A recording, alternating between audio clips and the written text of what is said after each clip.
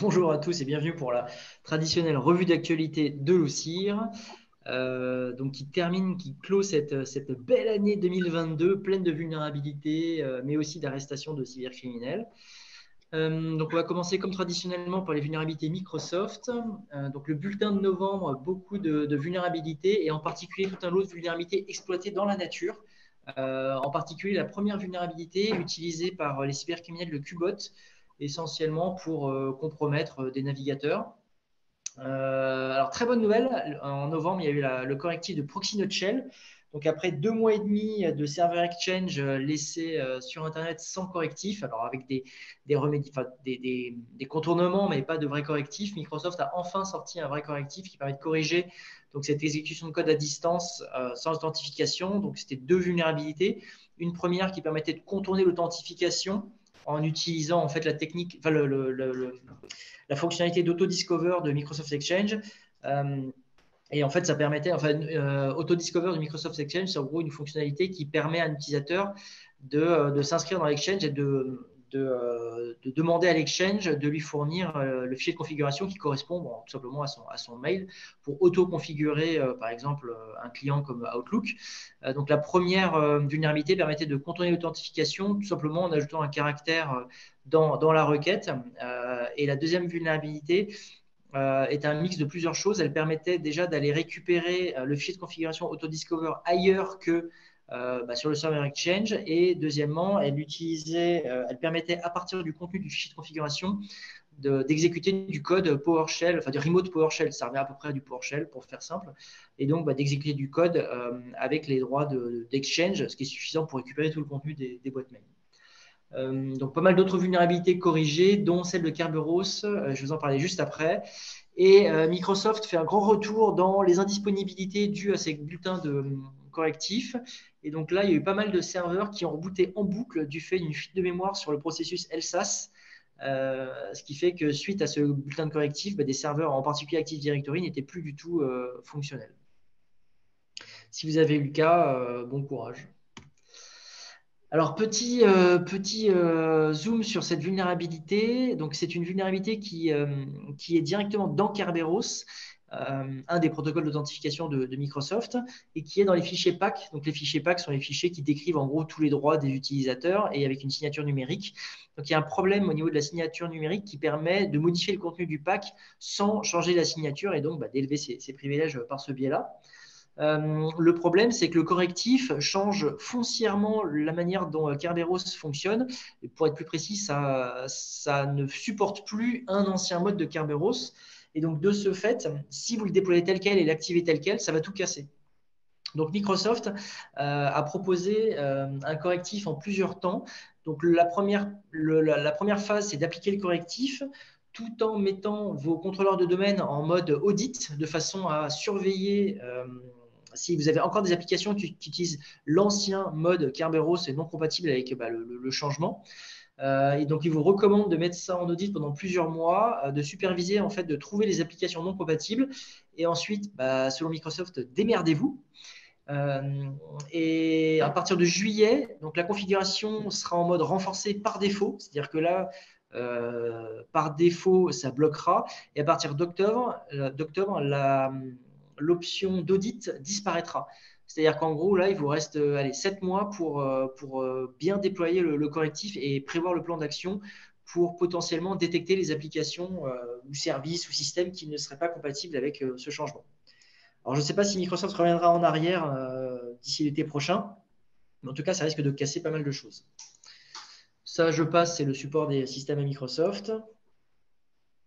Alors ça, c'est un gros changement, plus ou moins. Donc LAPS, qui est, alors je le nom, c'est Local Administrator Password Solution, qui est un outil Microsoft qui permet de gérer les mots de passe administrateurs locaux des postes et serveurs. Donc Microsoft a sorti un nouveau produit qui s'appelle Windows LAPS. Alors avant, ça s'appelait Microsoft LAPS. Et ce nouveau produit, en fait, supporte plein de choses. Alors les GPO comme précédemment, des modules en PowerShell. Il est également paramétrable par le MDM de Microsoft qui a alors changé de nom. Maintenant, ça s'appelle MDM, ça s'appelle Microsoft Endpoint Manager. Avant, ça s'appelait Intune. Et donc, si vous souhaitez sécuriser vraiment les mots de passe administrateurs locaux et les changer assez régulièrement, utilisez vraiment LAPS. Un autre changement, c'est que là, le mot de passe est vraiment chiffré dans la base Active Directory avec ce coup-ci DPAPI, donc l'API de chiffrement Microsoft. Autre changement très proche, alors c'est à partir du 5 janvier. Donc, si vous utilisez Office 365, précédemment, quand vous receviez un mail avec des pièces jointes contenant des extensions potentiellement malveillantes comme exe, ISO, BAT, etc., les mails étaient mis directement en quarantaine. À partir du 5 janvier, ça partira directement à la poubelle. Ce sera effacé. Il n'y aura plus moyen de récupérer les mails. Donc, préparez-vous. Vous aurez, alors je crois que vous pourrez, par défaut, ça partira, sera directement effacé, mais vous aurez la possibilité de manuellement changer le paramétrage pour que ça revienne à de la mise en quarantaine. Ça, c'est juste un petit guide pour sécuriser Active Directory. C'est beaucoup de choses connues, mais si vous souhaitez quand même sécuriser Azure Active Directory, je vous recommande la lecture de ce petit guide de Microsoft. Concernant les failles, alors la première, c'est assez rigolo, c'est concernant Ping, qui est peut-être l'un des plus vieux outils utilisés dans le système d'exploitation. Donc, une vulnérabilité présente sur FreeBSD qui permet au retour d'une requête ICMP d'obtenir un dépassement de tampon de pile, donc un heap buffer overflow, et qui permet d'avoir une exécution de code. Vous faites un ping vers une destination malveillante qui vous envoie en retour le bon payload et vous avez une exécution de code sur votre poste. Après, les deux sujets, je passe rapidement. L'élévation de privilèges local sous Linux, elle est intéressante parce qu'en fait, elle permet d'arriver dans un cas assez particulier qui permet de contourner tout ce qui est distribution stochastique de la mémoire, à la fois côté userland et même côté kernel. L'article est hyper intéressant, écrit par Google Project Zero. Il est d'un haut niveau de complexité, mais il est vraiment intéressant. Ça, c'est juste encore une nouvelle fois une vulnérabilité dans Chrome qui permet de prendre le contrôle du navigateur. Donc là, il y en a pas mal qui sont exploités dans la nature sur Chrome. Et donc là, c'est une nouvelle vulnérabilité. Celle-là, elle touche le code lié au GPU pour les accélérations du navigateur. Et elle permet de sortir de la sandbox et donc d'arriver dans le système avec les droits du navigateur. Mettez à jour Chrome. Cacti, c'est un outil qui permet de faire de la supervision pour ceux qui ne connaissent pas. Et donc là, c'est tout simplement une vulnérabilité qui permet tout simplement d'exécuter du code à distance et plutôt une commande. Donc là, vous avez un exemple avec un ping et un wami, enfin wami, et avec une petite technique qui permet de contourner l'authentification tout simplement en mettant en tête x4edit4 en le mettant avec l'IP local 127.0.0.1. Si vous avez du Cacti que vous n'avez pas mis à jour, mettez à jour parce que ça commence à être exploité vraiment massivement dans la nature. Bitbucket, je passe. Et WordPress, c'est une vieille vulnérabilité qui date de janvier, mais le code d'exploitation complet est sorti récemment et ça tourne pas mal sur Internet. Donc, de la même manière, si vous n'avez pas mis à jour, mettez à jour rapidement. Ça, c'est drôle ou pas concernant un acteur de la taille d'Apple. Des utilisateurs qui se sont rendus compte qu'avec iCloud, ils avaient accès aux photos d'autres personnes, ce qui est plutôt gênant. Donc, un petit problème de cloisonnement chez iCloud qui, je crois, a été corrigé, mais ce n'est pas rassurant quant à la sécurité des données sur ce type de plateforme. Après, ça peut arriver partout dès qu'on est en multi-tenant, potentiellement. Ça n'est qu'une ségrégation logicielle, donc il y a toujours un risque à ce qu'on puisse accéder aux données des autres. Ça, c'est sorti, je crois, hier ou avant-hier. Donc, un Stack Buffer Overflow, ce coup-ci, sur les firewalls Fortinet et en particulier les VPN SSL Fortinet. Donc, c'est dommage pour une solution de sécurité qui est un peu en frontal de vos infrastructures. Fortinet l'a découvert exploité dans la nature. C'est comme ça qu'ils ont pris connaissance de la vulnérabilité, car elle était exploitée dans la nature. Ils l'ont détecté. Alors, je ne sais pas comment ils l'ont détecté en détail, mais en gros, il y a un groupe d'attaquants qui a un code d'exploitation fonctionnel pour ça. Donc, de la même manière, mettez à jour au plus vite. Ensuite, tout ce qui est piratage, malware, etc. Alors, LastPass a encore été piraté. Donc, le précédent piratage date, je crois que c'était août ou septembre. Nous en avions parlé dans la revue d'actualité de septembre. Et apparemment, les attaquants ont utilisé les données récoltées durant le premier piratage pour faire ce second piratage. Et alors, ce qui est assez rigolo, c'est que donc, LastPass appartient à une entreprise mère qui s'appelle GoTo. Et GoTo a fait un communiqué sur son blog, sur le blog de son entreprise, mais je pense qu'ils ne voulaient pas que le communiqué soit indexé par les moteurs de recherche. Donc, dans la page web, ils ont mis en metadata le fait que les robots ne devaient pas indexer cette page. C'est assez surprenant, c'est assez fourbe, mais alors depuis, ils l'ont changé. Vous avez encore la trace sur archive.org, mais plus sur leur site, parce que je pense qu'ils se sont fait attraper la main dans le pot de confiture et ils ont corrigé derrière. Mais bon, rassurez-vous, les données LastPass sont sécurisées. Alors, Ok. ça, tu veux le faire, Christophe? Ouais, c'est parti. Donc, Intersport a été attaqué là, pour le coup, le 23 novembre. Pardon. Sur les 780 magasins qu'il y a en France, surtout ceux du Nord qui ont été impactés, le nombre n'a pas forcément été donné, mais c'est au bon moment pour les attaquants, puisque c'était dans la période du Black Friday. Donc, les systèmes de caisse qui étaient reliés au réseau ne l'étaient plus. Ils ont été obligés de basculer sur des caisses manuelles. Comme vous voyez là, ils ont mis des petites placards, enfin, ils ont placardé des éléments d'information sur les devantures des magasins. Donc, du coup, caisse manuelle, ça, pendant plusieurs jours, ce qui impacte bien entendu le flux. Potentiel vol de données, mais on ne savait pas trop. Et puis, le groupe Hive revendique l'attaque le 5 décembre et quasiment dans la foulée de la demande de rançon, pas de prise de tête, on publie les informations récupérées, donc assez sympa, bulletin de salaire, des salariés en cours, photocopie de passeport d'employés, déclaration d'accident de travail pour des salariés en cours et des anciens salariés, et puis des données sensibles style sécurité sociale. Donc là, pour le coup, le sujet est attention à suivre le cas de Intersport. Ensuite, un petit élément, quand le leader mondial de l'emballage en cartonnerie se fait attaquer, eh bien, ça donne là, de manière très récente, depuis le 31 octobre, la communication est très faible sur le sujet, mais a priori, l'entreprise est dans le sac. Avec une crainte potentielle de chômage partiel. On ne sait pas trop ce qui se passe, si ce n'est que Logbit, il y aurait eu des revendications sur le site de Logbit, mais on ne connaît pas les tenants de rançon, données volées ou pas.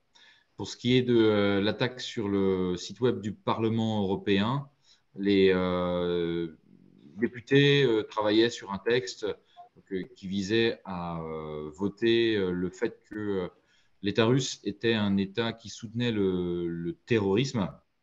Et dans la foulée en fait, du vote de ce texte, ils ont été attaqués. Le site internet, là, en l'occurrence du Parlement européen, a été attaqué par, a priori, d'après les informations qu'on détient, le groupe d'attaquants Killnet, qui a tendance pro-russe. Ils ont réussi juste à couper l'accès à l'Internet et le Centre national de cybersécurité belge est en cours d'investigation sur ce sujet. Bon, après, ça reste un déni de service, hein. L'intérêt, il est quand même assez limité. Non, non, mais c'est juste sur le principe par rapport aussi à ce qui suivra sur ce que Microsoft prédit. Il est bien évident que c'est pas grand-chose, mais ça permet juste de marquer le coup. En tout cas, Killnet Ouais. évoque son désaveu par rapport au vote qui a été réalisé. Mais oui, je suis bien d'accord, c'est pas grand-chose. Pour ce qui est du rançonnage du centre hospitalier de Versailles, un nouveau. Donc là, tu t'énerves si tu veux, Vlad. Oh, je vais être vulgaire vis-à-vis de ces salopards sans âme. Ouais. Donc là, pour le coup, ils aiment assez ça, comme ils savent que les centres hospitaliers et les services, on va dire, qui sont liés à l'État dans les communautés de communes, au niveau des régions, au niveau des départements, on va en reparler tout à l'heure, tant qu'ils peuvent, ils en profitent. Alors, on peut se poser les questions des réels intérêts qu'ils ont. En tout cas, bien entendu, une fois de plus, on va forcément rentrer dans les détails, mais toujours la même histoire. Et Logbit impliqué avec le retour au mode manuel, papier, crayon, et puis investigation de la problématique.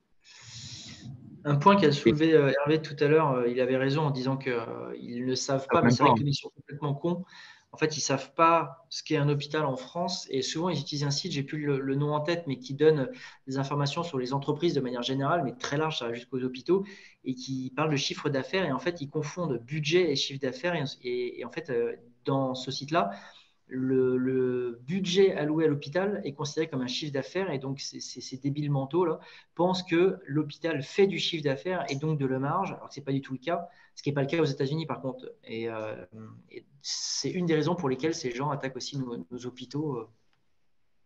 Ouais. Après, toute raison gardée pour le propos que je vais tenir, et eu égard aux propos tenus par Guillaume Poupard il n'y a pas si longtemps que ça, en disant qu'il y avait un effort de fait pour sécuriser au moins une centaine de centres, enfin de bâtiments, d'établissements en lien avec le milieu hospitalier. La capacité de défense du monde de la santé est connue comme étant pas forcément en capacité d'être à l'état de l'art pour l'ensemble du parc en France. Et donc, oui, sous cet angle-là, c'est aussi, même si tu ne sais pas trop ce que tu attaques, c'est aussi facile d'attaquer ceux qui sont un petit peu moins en capacité de se défendre, quoi. Loin de moi de vouloir faire un procès aux moyens mis en œuvre pour protéger les centres hospitaliers, mais pour avoir Alors, travaillé parce dans qu'ils ce font ce qu'ils par peuvent le avec passé. leur budget. Hein, Exactement. On fait au mieux. Tout le monde fait au mieux. Chacun avec ses moyens. Pour continuer. Pour continuer sur ceux qui ont des moyens ou qui n'en ont pas, en tout cas là pour le coup, plusieurs éléments, même si le département de la Seine-Maritime était un peu seul en octobre, ou que là, si on revient un petit peu sur ce qui s'est passé sur la ville de Caen en septembre, et ben là, novembre nous amène un lot de 4 éléments. Tout d'abord, la cyberattaque sur le conseil départemental de Seine-Maritime. Là, ce qui s'est passé, c'est que il y a eu, pour le coup, alors que je me rappelle sur la Seine-Maritime, là, pour le coup, attaque, donc bloquant en fait le bâtiment. Il a fallu une dizaine de jours pour savoir à peu près qu'il y avait une demande de rançon qui avait été faite, le temps de sécuriser les systèmes. Mais en quelques mots, il y a eu des coupures de courant forcées suite à cette attaque. Les portes électriques étant bloquées, bien, tout ce qui était par accès par badge s'est fait par issue de secours. Ils ont improvisé un accueil et puis ils ont, sur les 5000 agents, demandé le retour de 3500 PC. Alors là aussi, il y avait des demandes de gel d'activité puisqu'il fallait que les PC soient éteints. L'objet là, pour le coup, du conseil départemental, c'était de faire en sorte que le maximum de PC soit coupé pour que la propagation virale ne puisse pas opérer. Certains verront plutôt un intérêt à garder les PC allumés pour pouvoir faire des analyses forensiques, tout en demandant à ce qu'ils soient coupés des réseaux. Mais voilà, deux partis pris. Là, en l'occurrence, c'est cette méthode qui a été faite. Difficile de une date de retour à la normale. En tout cas, il a été noté. Donc, ça veut dire que le conseil départemental de Seine-Maritime n'est pas fonctionnel et ils n'ont pas l'intention de payer la demande. Dernier élément, ouais, c'est ça. Pour ce qui est de la cyberattaque dans les Alpes-Maritimes, là, pour le coup, on a en face de nous des attaquants qui portent le nom de Play, d'un collectif qui revendique l'attaque sur le département. L'administration avait été victime donc du coup d'un rançongiciel le 9 novembre, c'est ce dont on parle, et ça les a obligés à, encore une fois, isoler les réseaux. Ce que je voulais dire sur ce sujet, et avant que je perde mes pédales, c'est que les éléments d'expertise montrent que même si le groupe Play semble s'être lié à Hive, il a commencé à faire fuiter 13 gigas de données sur son site, ce qu'on voit un peu plus en bas. Et a priori, il en aurait plus. Ce qui est noté, c'est que les conseils, et là encore, c'était encore un conseil départemental, le conseil départemental du coup des Alpes-Maritimes, de la Seine-et-Marne et de la Seine-Maritime, Seine-et-Marne, Alpes-Maritimes, les trois, excusez-moi, se sont concertés pour voir à peu près les modes de fonctionnement des attaquants. Et je voulais souligner le fait que ces conseils départementaux puissent échanger ensemble. Peut-être qu'il y a des idées là à suivre avec ce qu'avait émis Guillaume Poupard sur la régionalisation des CCIRT. Ah oui, avec les CCIRT locaux, oui. Ouais, en lien. Alors, on pourrait avoir des communautés aussi de conseils départementaux, de conseils régionaux qui pourraient voir le jour. Ça pourrait être intéressant. Les partages d'expériences étant très riches. Les autres, là pour le coup, éléments concernés sont le conseil régional, deux conseils régionaux. Là pour le coup, je n'ai pas eu d'informations comme quoi ces deux conseils régionaux s'étaient concertés. Celui de la Guadeloupe a été obligé d'interrompre la plupart de ses activités, mettre en place un plan de continuité du service. La CNIL a été informée. Là, encore une fois, on peut se demander ce que vont chercher les attaquants. Par contre, ce que l'on sait aujourd'hui, c'est qu'ils sont à pied d'œuvre pour réaliser des analyses et que, encore une fois, on n'en sait pas grand-chose. Donc, vous constaterez que les informations qu'on donne sont très parcellaires. On n'a pas d'informations techniques détaillées parce qu'il y a des enquêtes qui sont ouvertes. Et là, pour le coup, la plupart ayant eu lieu en novembre, là, la quatrième est en décembre. C'est d'autant plus prégnant de ne pas avoir d'informations. Ouais, l'ARS, on va en reparler tout à l'heure, Ouais. effectivement. Pour le coup, ce qui est intéressant à dire sur l'attaque du conseil régional de Normandie, c'est que la ville de Caen a été elle-même attaquée en novembre et que le conseil de Caen, pardon, excusez-moi, dans tous ces conseils, je vais y arriver, administratifs de la commune de Caen, au cours de son dernier conseil, dit que le 12 décembre, c'est-à-dire hier, ils étaient sortis de leur cyberattaque. Donc, il leur a fallu 2 mois et demi pour s'en remettre. Et dans le même temps, on a le conseil régional de Normandie qui se prend une prune. Ce que l'on peut souligner quand même sur la cyberattaque qui est sur le conseil régional de Normandie, c'est la transparence et la vitesse à laquelle ils ont communiqué, soit sur Twitter, soit sur leur site.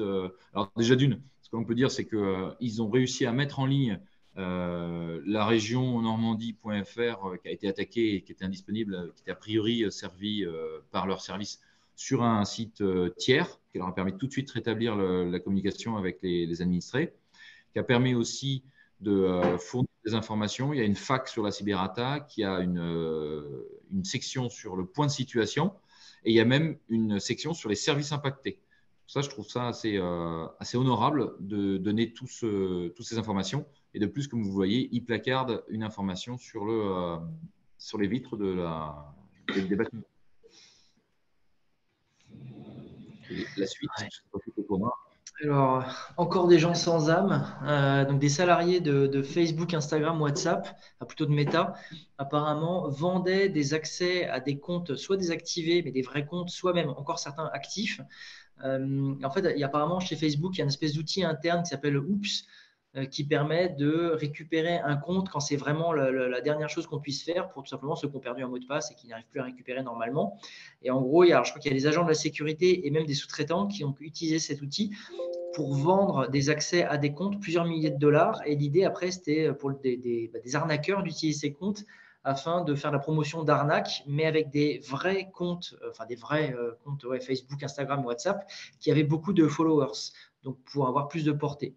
Donc, ils se sont fait attraper, ils ont été licenciés et je suppose qu'il y a des poursuites judiciaires à la suite de ça. Le deuxième point, alors c'est pas vraiment cybersécurité, quoique, mais bon, je l'ai mis parce que je trouvais ça intéressant, c'est Le Bon Coin, un nid d'espion pour tous les fans de SS 117. En gros, apparemment, les renseignements russes utilisent Le Bon Coin et peut-être d'autres sites pour poster des petites annonces.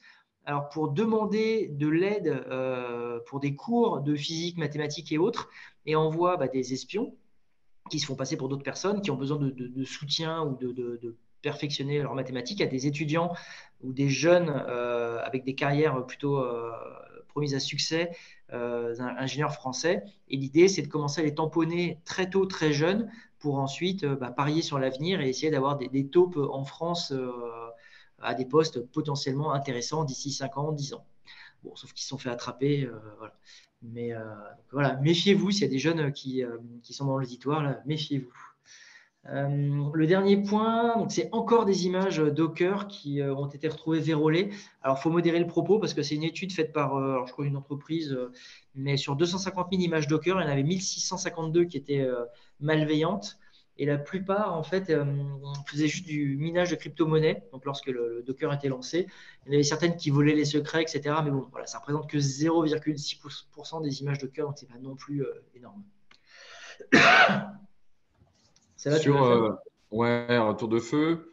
L'idée, c'est un travail fait par des chercheurs qui mettent en avant le fait que les outils de protection peuvent être retournés contre ceux qui les utilisent pour se défendre. Et en l'occurrence, là, différents produits de détection ou de réponse au point d'accès, donc des EDR ou des antivirus, pourraient être exploités pour transformer en fait ces éléments en différents objets tels que des nettoyeurs de données. Là, en l'occurrence, le nettoyeur s'exécute avec des permissions d'un utilisateur non privilégié. Donc, comme il est installé sur le poste et qu'il a des droits particuliers, l'attaquant qui prendrait la main sur l'EDR ou sur l'antivirus aura la capacité d'effacer un grand nombre de fichiers, y compris des fichiers système, pour se rendre complètement soit maître de l'ordinateur, soit tout simplement le rendre improductif. C'est un point qu'il faut regarder par rapport au CVE. Donc, il y a 11 produits de sécurité qui ont été testés. Et sur ces 11 produits, il y en a 6 qui se sont révélés vulnérables à un exploit qui est connu sous le nom qui est un 0-day, sous le nom des Civiglass. Et là, en l'occurrence, je vous ai mis les 3 CVE. La première qui correspond à Microsoft Defender ou Defender for Endpoint, qui a un score de 7.1. La seconde, qui est pour Trend Micro, Apex One, et qui n'a pas été notée. Et la troisième, qui est à 8.8, qui est chez Avast. Et voilà, la problématique de Civiglass, c'est qu'il exécute des actions à travers soit l'EDR aujourd'hui, soit l'antivirus. Et puis le deuxième, en fait, c'est une technique un peu similaire, mais là, c'est sans vulnérabilité, c'est utiliser un EDR pour effacer des fichiers, comme le ferait un malware. Et l'idée, c'est de créer des liens symboliques vers des fichiers légitimes entre un fichier malveillant et un fichier légitime. Et en fait, l'EDR va détecter ces fichiers légitimes comme malveillants. Et en bloquant l'accès aux fichiers, l'EDR va juste les noter comme à effacer. Et au reboot d'après, il va les effacer. Donc, petite technique intéressante qui permet de… Alors, je doute que c'est une technique de chercheur. Je ne sais pas si les cybercriminels vont l'exploiter, mais ça montre toute l'étendue des possibilités de détourner le fonctionnement d'un EDR ou d'un antivirus.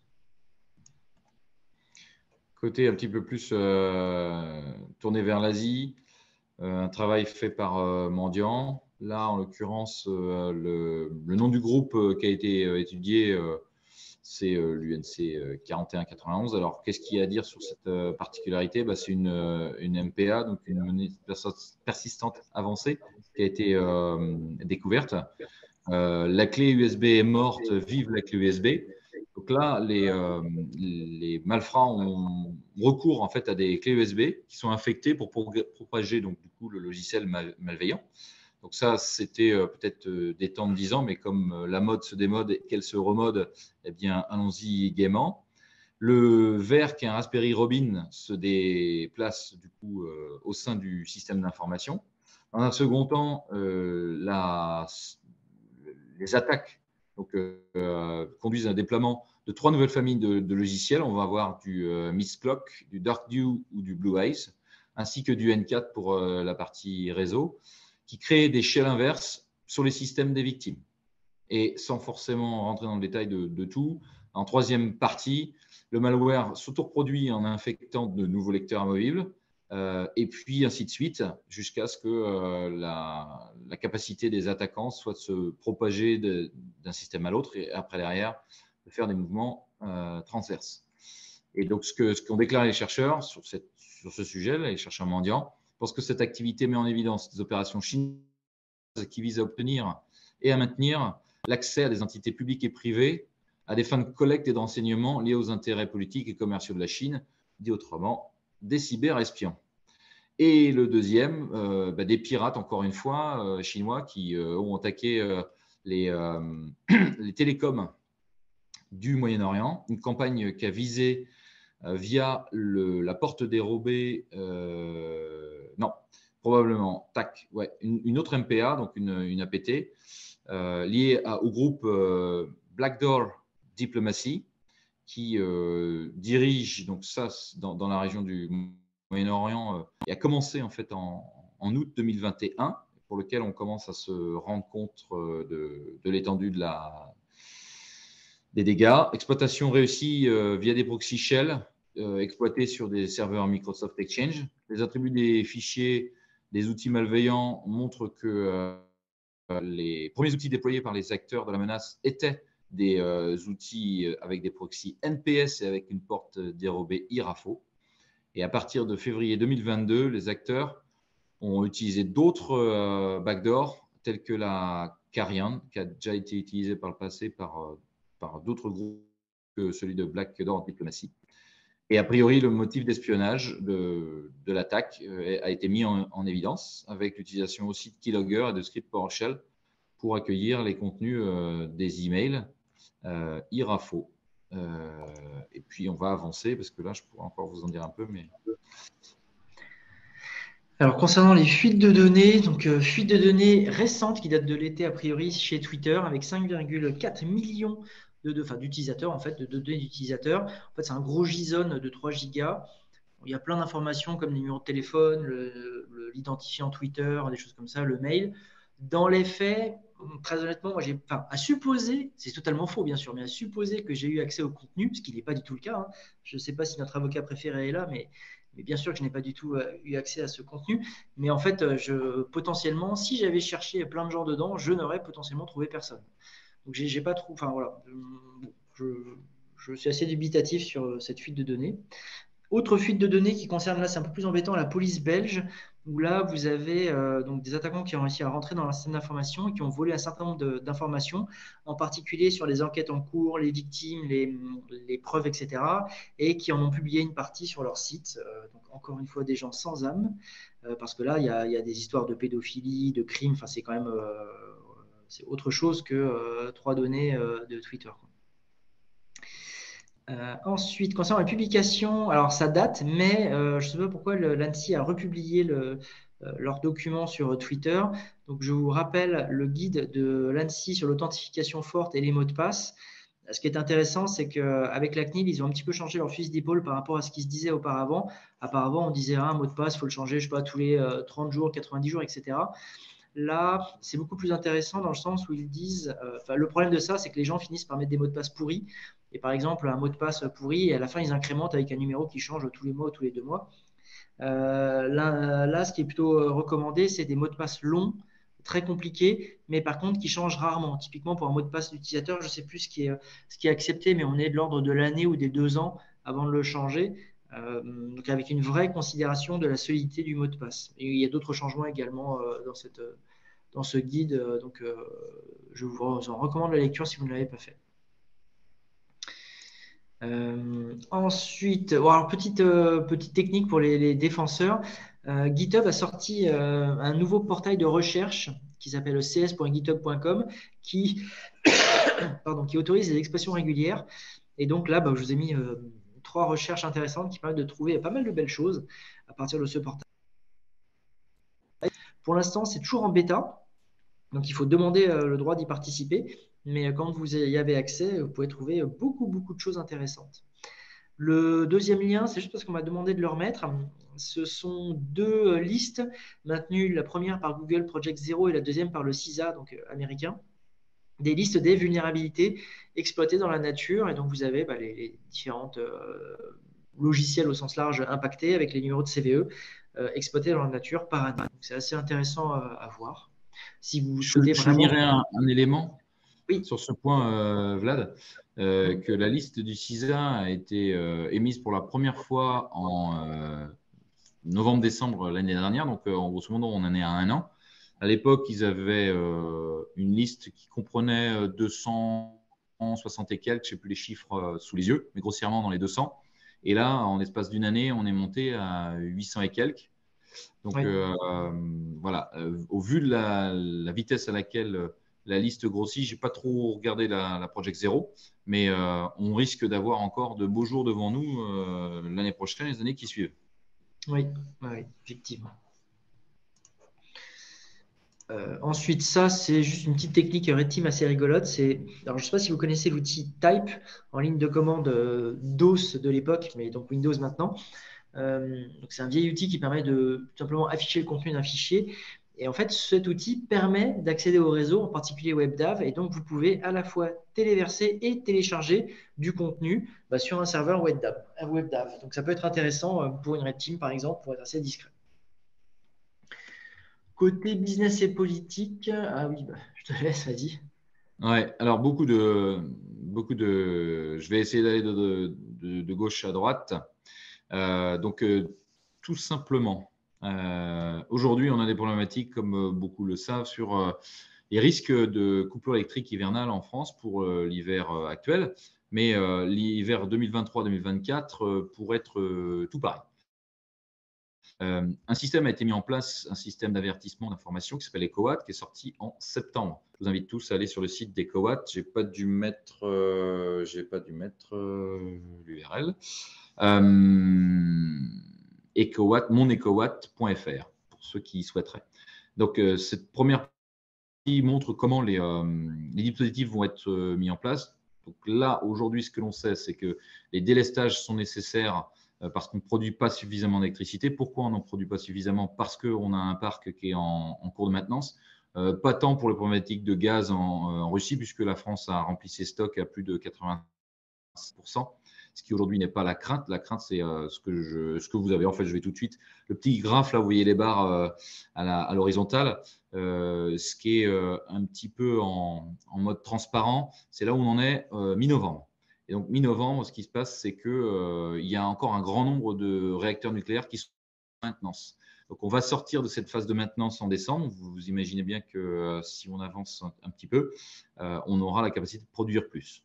Ce que l'on ne sait pas, c'est où on en sera en décembre, janvier, puisque dans la petite barre où vous voyez du orange et du rouge plutôt sur la gauche, les mois critiques, les mois à surveiller sont de octobre à mars, donc octobre 2022 à mars 2023, avec des mois critiques qui sont novembre, décembre, janvier. Jusqu'à présent, voilà, vous pouvez suivre le dispositif soit via l'appli EcoWatt sur votre téléphone, soit via le site internet, et vous avez des informations sur une prévision à 3-4 jours qui vous explique si on sera vert ou pas. Du coup, vous pouvez vous anticiper un peu.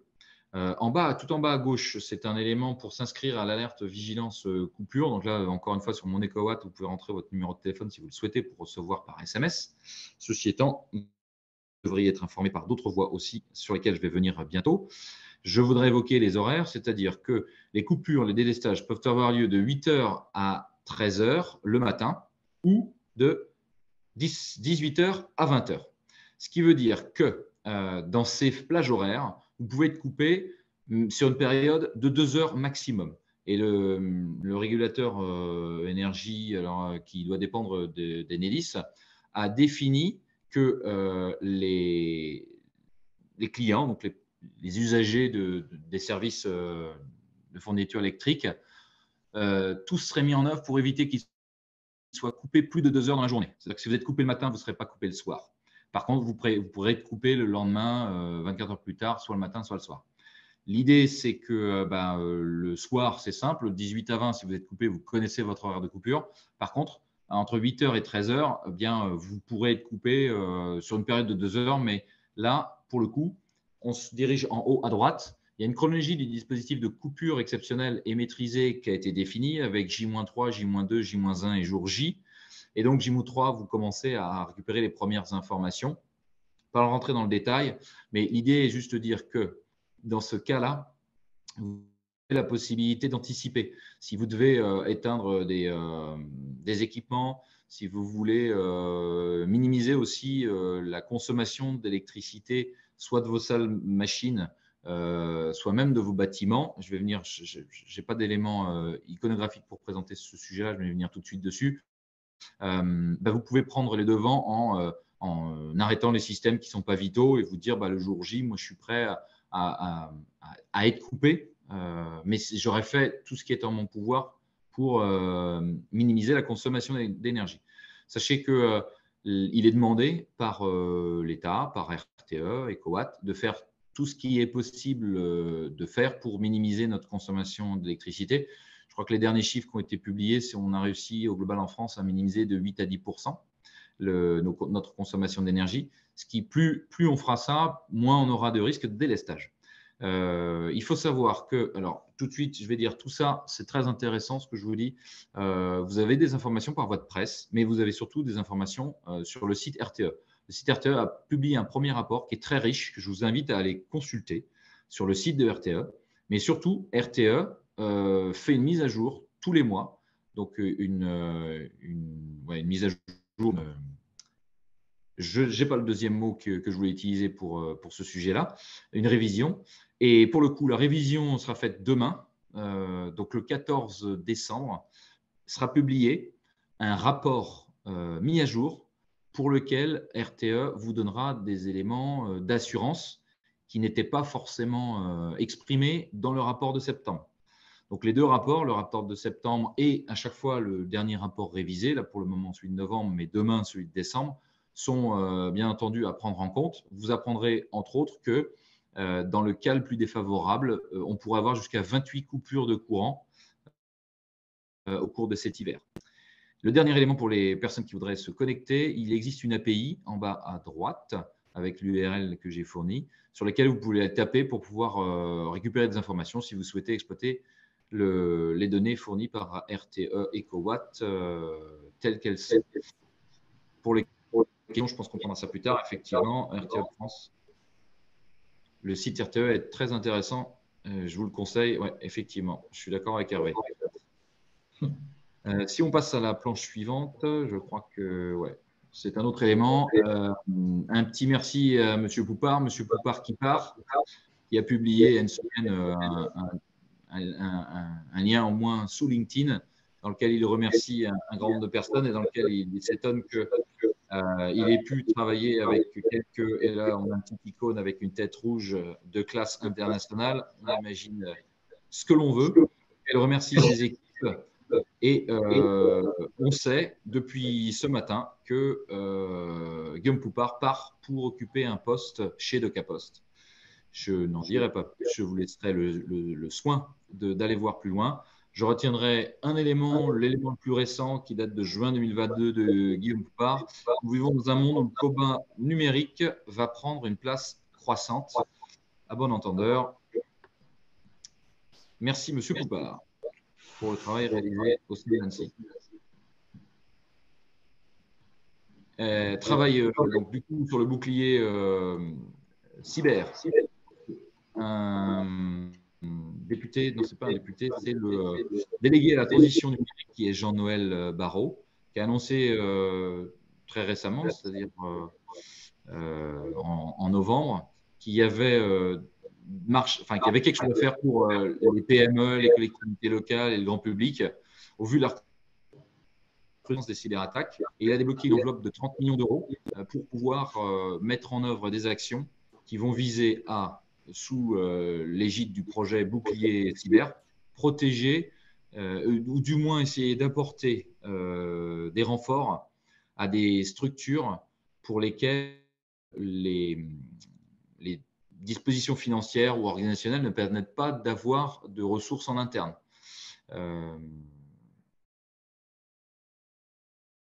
Ouais, c'est pas mal. Je ne vais pas en dire plus sur ce sujet-là. Nous pouvons participer à ça. Je te laisse la main, Vlad. Ensuite, Orange Cyberdéfense qui a racheté 2 entreprises en Suisse. La première étant SCRT, qui est une entreprise normalement assez connue, qui est un spécialiste du pentest, assez réputé en Suisse et qui, je crois, co-organise Black Alps. Tu me diras si c'est ça, Nico, mais je crois que c'est ça. Et l'entreprise Telsys, que je ne connaissais pas, qui est un hébergeur. Ensuite, côté juridique, donc ça, on en parle quasiment tous les mois depuis quelques mois. Donc Intelexa, qui est anciennement Nexa, une entreprise qui faisait des solutions d'écoute. Les dirigeants sont mis en examen et c'est le pôle crime contre l'humanité à Paris qui a validé la mise en examen des dirigeants de ces deux entreprises, donc Nexa et Amesis, et ils sont accusés de complicité d'actes de torture et disparition forcée parce que leurs solutions d'écoute ont été utilisées en Égypte et en Libye. Un autre sujet sur Apple qui est poursuivi en justice aux États-Unis parce qu'en fait, vous ne le saviez pas, mais tout ce que vous faites sur un iPhone est tracé et récupéré par Apple. Donc, ils ont beau dire qu'ils protègent la vie privée, etc. Toute action qui est réalisée sur un iPhone est envoyée ensuite chez Apple. Alors, je ne sais pas ce qu'ils en font, mais en tout cas, ils savent tout ce que vous faites. Alors, deux amendes. La première pour Free, amende de 300 000 €, parce qu'en fait, Free, il y a eu plusieurs manquements de la part de Free. Il y avait des problèmes concernant les mots de passe qui étaient envoyés en clair par mail. Ils mettaient un certain temps pour effacer les données personnelles suite aux demandes des gens. Et en fait, ils reconditionnent les Freebox, ce qui est normal pour les réutiliser. Et il y a un bruit métallique horrible quand je parle. Les Freebox en fait étaient mal reconditionnés, ce qui fait que les données des utilisateurs précédentes étaient encore dans les Freebox. Donc ils ont pris 300 000 €. Et je noterai juste la phrase du DPO qui est assez rigolote. C'est bien que la CNIL fasse des contrôles, mais c'est mieux quand c'est chez les autres. Très bien. Et autre sanction chez EDF, je crois qu'on en a parlé au tout début ou dans la présentation précédente. Ils stockaient les mots de passe en MD5 et de ce fait, ils ont eu une amende de 600 000 €. Ensuite, alors Camaïeu, alors j'ai pas retrouvé, ça avait été publié à un moment, suite malheureusement à la liquidation judiciaire de Camaïeu, donc tous les actifs immobiliers et mobiliers ont été mis en vente, et en particulier dans l'immatériel plutôt, pardon, il y avait tous les noms de domaine et la base de données des clients de Camaïeu. Donc le problème, c'est que les gens se sont plaints parce que c'est normal. Les bases de données en fait sont soumises des clients sont soumises au RGPD et en particulier, normalement, vous êtes censé vous utilisateurs valider le fait que l'entreprise a le droit de revendre à une autre entreprise vos données. Et je pense que les gens ne le font pas de manière générale. Et donc en fait, au final, il y a eu une annulation de la vente de la base de données et heureusement. Et ça a été racheté par Célio, je crois. Tous les actifs de Camaïeu ont été rachetés par Célio. Ensuite, Thierry Breton qui souhaite que l'on fasse de l'offensif. Donc, il souhaite définir une stratégie européenne pour faire de l'offensif en cybersécurité. Alors, ok, c'est bien, mais est-ce qu'on fait ça en réactif, en préventif? Quelles sont les limites? Je pense qu'il y a beaucoup de sujets à traiter. C'est peut-être, enfin, voilà, c'est une annonce, vous en penserez ce que vous voudrez, mais par contre, il y a quand même beaucoup de sujets à traiter pour pouvoir vraiment arriver à valider et officialiser de l'offensif. Alors, le dernier stock qu'il a mis, c'est Christophe? Quand je parle, micro coupé, ça fonctionne beaucoup moins bien. Une information sortie par Microsoft qui avertit grossièrement que le monde doit se préparer à plusieurs lignes d'attaque potentielles vis-à-vis, en provenance de la Russie dans le domaine du numérique. Ce qu'il y a derrière, c'est le fait que le cadre dans lequel opérait aujourd'hui, jusqu'à présent, la Russie, qui visait à surtout cibler l'Ukraine, semble s'élargir, puisque via le rançongiciel Prestige, on voit que la Pologne est touchée. Et il y a plusieurs articles qui ont été publiés à propos de l'agence de renseignement militaire russe, GRU, et notamment il y a un article qui revient sur le GRU 26165. Pour ceux qui ne se rappelleraient pas, c'est un groupe de 4 pirates russes qui ont été interceptés aux Pays-Bas, pas loin d'un aéroport, parce que le cyber-espionnage, les cyberattaques n'ont pas lieu que dans le monde numérique, mais dans le monde du vrai. Écho à l'élément que je faisais sur l'usage des clés USB en Chine. Et de plus en plus d'éléments a priori remontent pour juste expliquer que ce cadre qui n'était que vis-à-vis de l'Ukraine commencent à s'agrandir à la Pologne et qui font qu'on s'attend à ce que d'autres pays soient impactés. Et le billet parle aussi un petit peu de l'Allemagne.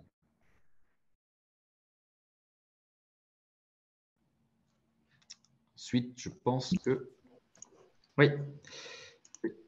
Alors là, c'est plutôt des bonnes nouvelles entre guillemets. Vous ne recevrez plus, ou moins en tout cas, de coups de téléphone ou de SMS pour que vous utilisiez votre CPF, donc le compte personnel à la formation, puisqu'il y a eu une grosse opération qui a été réalisée par les forces de l'ordre et plusieurs personnes ont été arrêtées et donc qui faisaient justement cette arnaque au CPF. Donc ils ont quand même réussi à détourner 8 millions d'euros, ce qui est énorme. Et les forces de l'ordre ont réussi quand même à récupérer 1,6 million d'euros, ce qui n'est pas beaucoup. Donc j'espère qu'ils arriveront à récupérer le reste.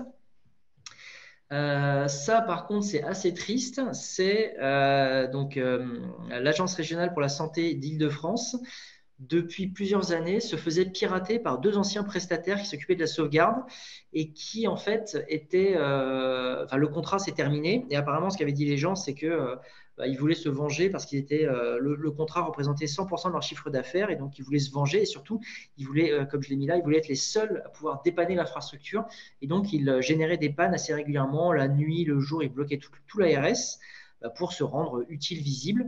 Donc ils ont fini par se faire détecter et à se faire condamner. Et voilà. Le troisième point, alors ce sont des cybercriminels qui avaient un espèce de forum en .onion qui permettait, qui était une espèce de place de marché pour du spam, des choses comme ça, et qui se sont fait arrêter parce qu'en fait, ils avaient laissé leur mail personnel dans leur clé GPG. C'est une erreur de débutant, mais bon, voilà. Et par contre, ils ont pris juste une petite amende, donc quelques dizaines de milliers d'euros, et je crois qu'il y en a un des deux qui a fait 90 jours de prison, et je ne suis même pas sûr que ce ne soit pas avec sursis. Donc, ce n'est pas énorme au regard des dégâts potentiels causés.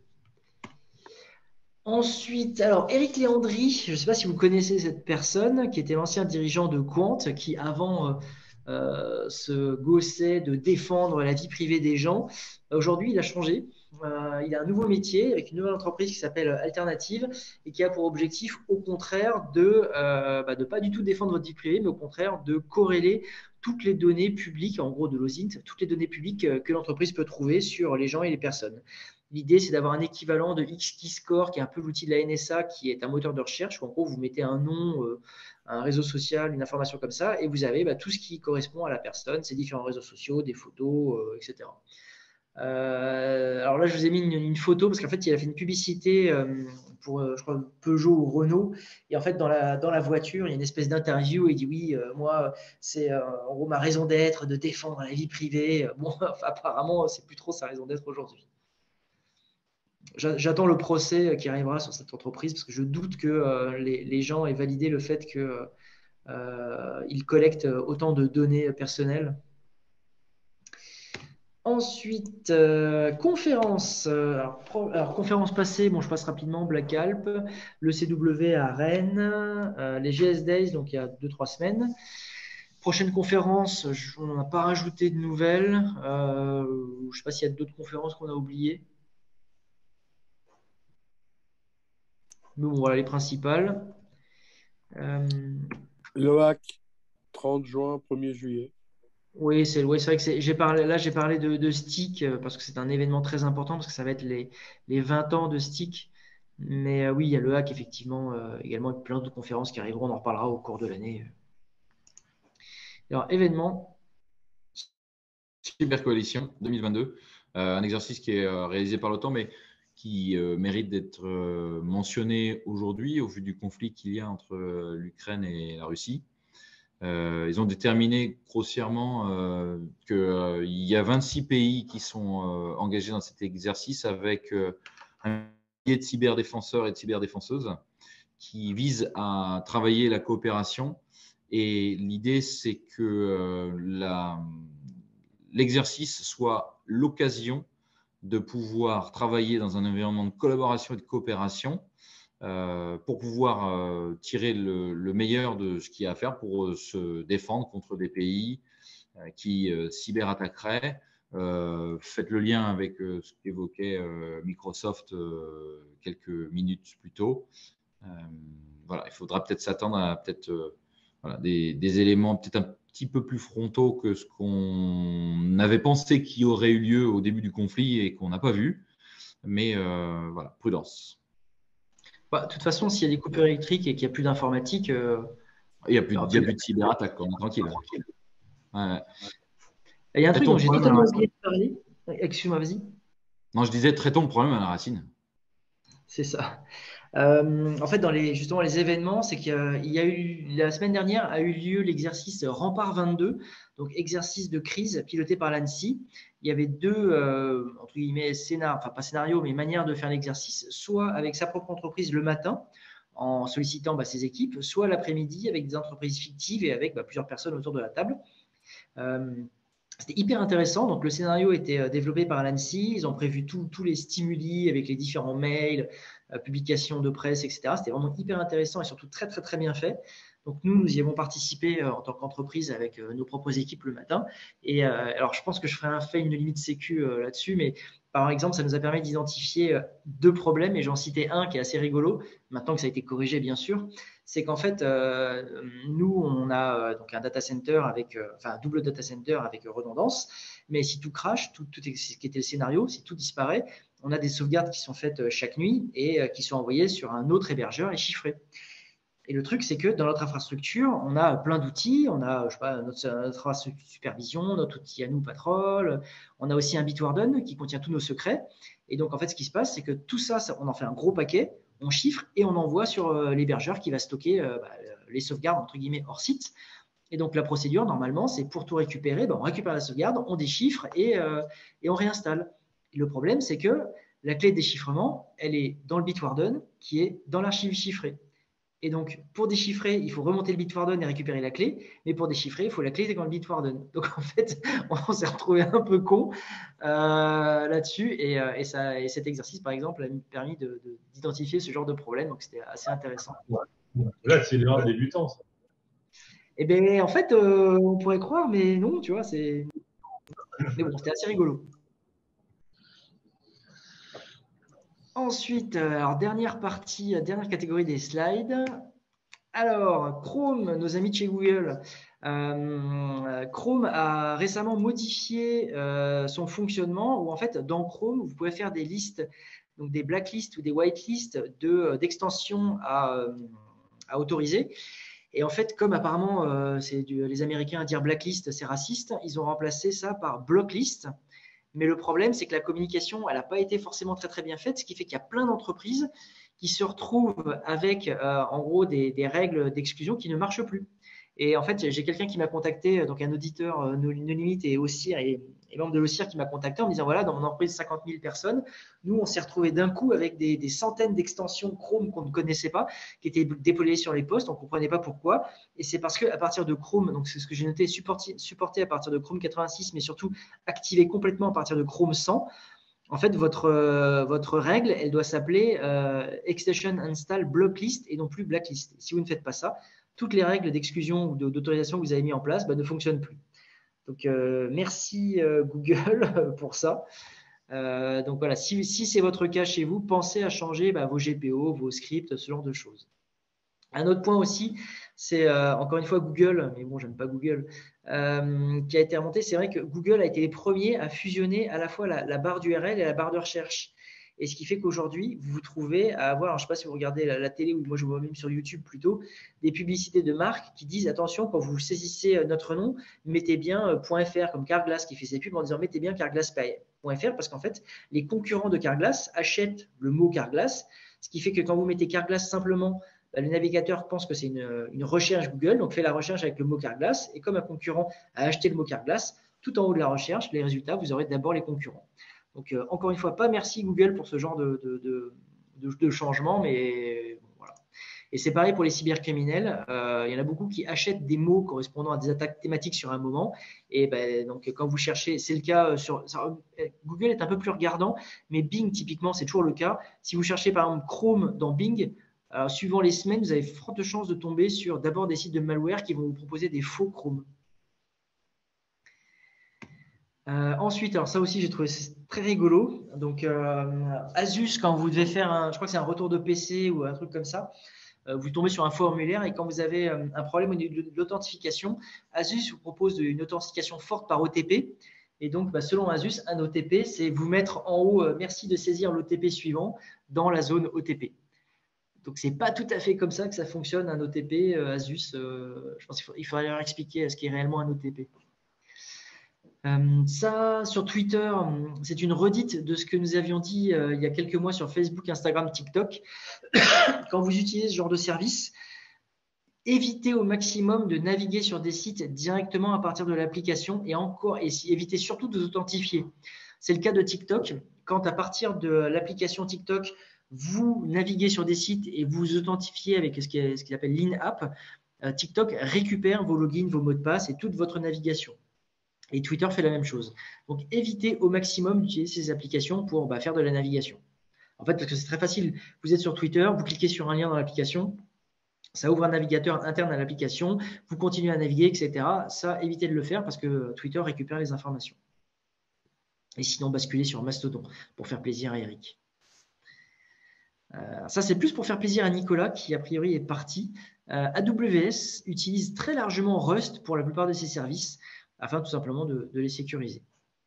Le deuxième point, alors j'ai découvert ça par hasard, je ne connaissais pas ce broker qui s'appelle Operation Zero, Op0, qui est un broker de vulnérabilité russe et qui propose jusqu'à $1 million, $1,5 million, pour des vulnérabilités sur Signal qui permettent de prendre le contrôle à distance de Signal.